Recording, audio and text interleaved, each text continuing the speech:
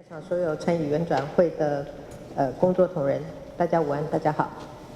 好，今天是原转会第3次的委员会议。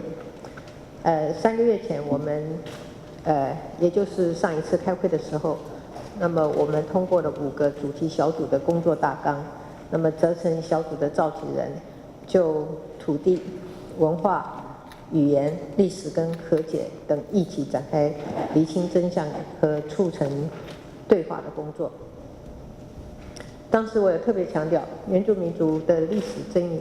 跟转型争议不只是原住民族自己的事情，原转会的工作也不能只是原民会一个部会的工作，政府机关都要一起来参与。3个月后的今天，我很高兴看到5个主题小组已经陆续成立工作团队。那么更重要的是，行政院相关的部会也在林万益政委跟宜教署委的协调之下，配合提供了经费、调度人力、整理档案，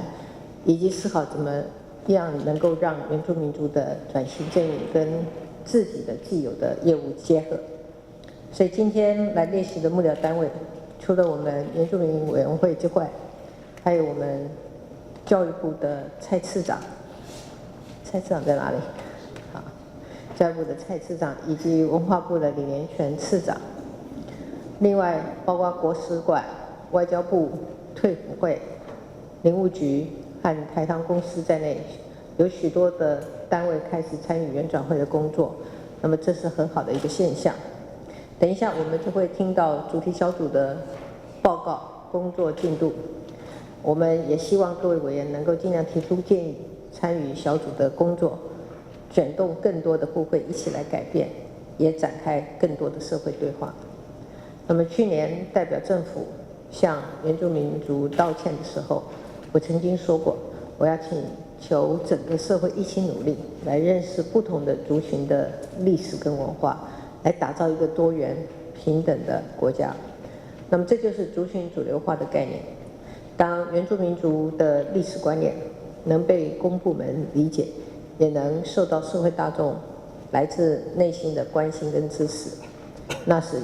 原转会的目标就实现了。那么族群之间的和解跟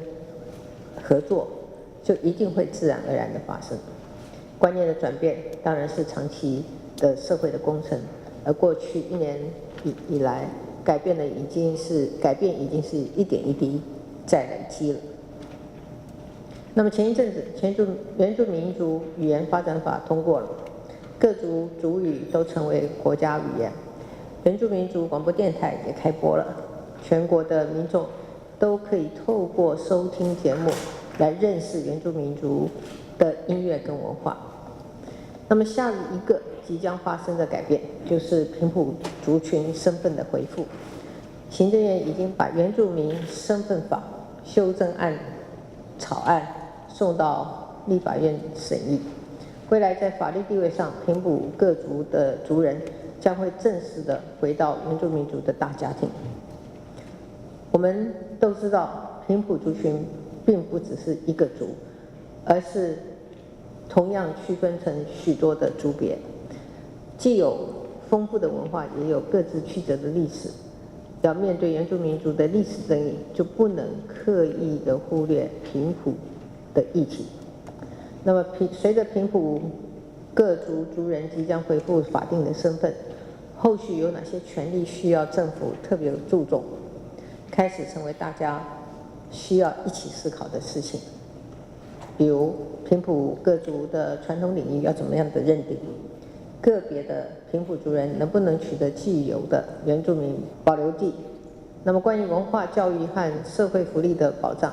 政府又该怎么样来分配资源？这些复杂的议题，就是今天我们要讨论的事项。我知道平埔族群对土地权跟参政权的诉求，可能引起一部分现有的原住民的紧张。不过，原转会不应该回避族群间的争议，假装问题不存在，并不能解决问题。原转会要起带头作用，要有示范效果。只有各位委员互相的把自己的族群的想法表达清楚，我们才会取得共识，才会走向和解。所以我非常期待透过原转会的讨论，能继续带动更多的政府同仁以及国人对原住民议题的认识，让原住民族的文化，包括16族和平埔各族的文化，都成为台湾社会最骄傲的主流文化。等一下我们会请各位委员踊跃发言，一起来推动政府的改变，还有整个台湾社会的改变。谢谢大家。